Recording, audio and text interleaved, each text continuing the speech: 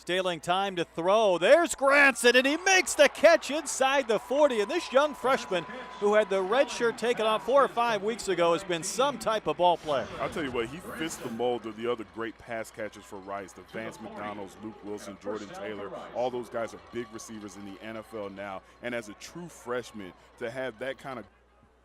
It's Granson, the man in motion. They're going to run the option with Granson. A chance for a carry. He's got the boundary and steps out shy of the 30-yard line. So different ways to get the playmaker Granson involved. And it goes to show what type of respect Coach Bailiff and his coaching staff has for Granson. Again, we talked about him, a big receiver, but this is the second time we've seen him get the ball from the backfield. They just want to have the ball in his hands and get him in open space. Points once they've been inside their opponent's red zone. There's a pitch. Austin Walter into the end zone for a Rice touchdown. A 9-yard scoring run, and the Owls answer the UTEP field goal with a touchdown. And I'll tell you what, that means so much more than the actual touchdown. Yes, you're going to get the 6 points, but when you continue to get these penalties and help out the Owls. Tyner throwing back across his body. There's the tight end, Connor Sella, inside the 10 to about the 7-yard line. A well-designed and well-executed play.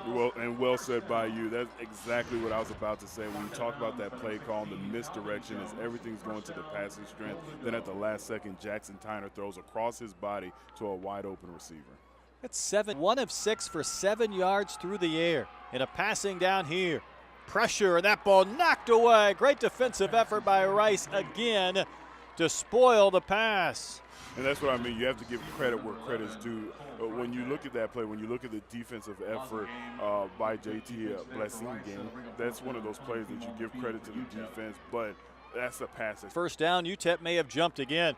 Metz has a free play looking for Temi Alaka. The ball's underthrown. Alaka went up and got it. What a catch at about the 23. What a catch and what a thought again by Jackson Tyner. He thought, as we don't see any flags, that he was going to have a free play, so he goes aggressive. He targets Alaka, and Alaka does a nice job adjusting his body and getting back to that ball for the huge gain for Rice. Averaging almost 16 yards a reception. He's been the big play wide receiver. A tremendous job just to make that catch in traffic. Rice maybe setting up a reverse. Temi Alaka's going to throw. It's the quarterback, Tyner, into the end zone. How about the bag of tricks for the Rice Owls? A little razzle-dazzle for the Rice Owls. And Temi Alaka, after he makes a great catch, he makes a good throw to a wide-open Jackson Tyner. And Jackson Tyner uses his big frame, falls forward, and he's able to break the plane and pick up the 6 points that they need. To the 40 of Rice. Metz being chased, and he is going to go down. Brian Womack got him. That was a nice play by Brian Womack, because that was one of those situations. It happens time and time again where, first of all, he gets held right there. He's complaining en route to the quarterback. Force a 3rd and 20 for UTEP. Metz had time to throw initially, but he will go down. Dropped again, and another sack, and this time it looks like Parker Hanusa. And that's what the defensive linemen love. They love those 3rd and 20s, 3rd and longs, where all they're worried about is getting to the quarterback, and Parker Hanusa never. Rice has to go. Dillard with a big hole. Needs to make one man miss, and he can't do so. Devin Cockrell got him down around the shoes. Otherwise, Dillard was going to go again. And Dillard actually broke Cockrell's tackle, but Cockrell does just enough to buy himself some time for the rest of his team. The rest of family, they've done a great job. What a legacy they have left. Dillard is wide open. Dillard will add to the touchdown record for the brothers.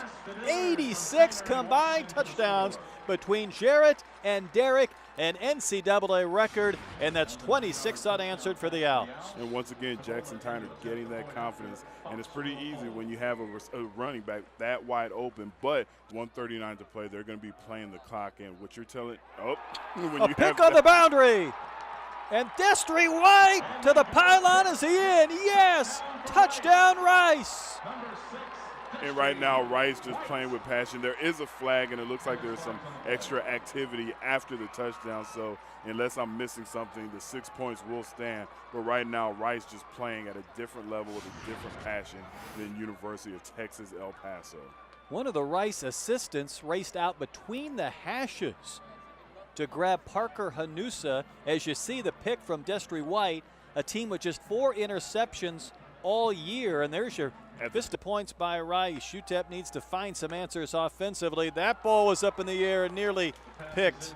Knocked away by Cole Thomas on a pass that was maybe a little bit too tall for the intended wide receiver, Kavir. For Coach Bailiff to tie Coach Hatfield, that would be a special day for him today. Down the boundary, there's a catch and a touchdown from Cameron DeSalle.